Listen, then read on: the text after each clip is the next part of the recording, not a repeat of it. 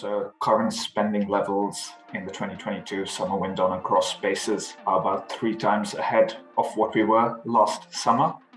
And that's really spending across the board, across Premier League clubs. So you've had 14 Premier League clubs 5 weeks in that have all made transfers or spent in excess of 20 million.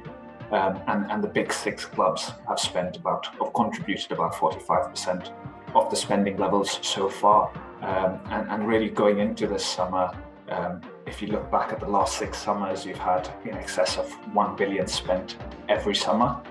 So going into this summer, you'd really expect spending levels to return to pre-pandemic levels, given some of the market dynamics that we are seeing. So looking ahead at the 22-23 season, you've got a new broadcast cycle that's starting, where the international portion of the rights have exceeded your domestic rights for the first time. And that really, again, highlights the global appeal of the Premier League. And that really, again, gives clubs that certainty and stability going into this next season with increased distributions from the Premier League.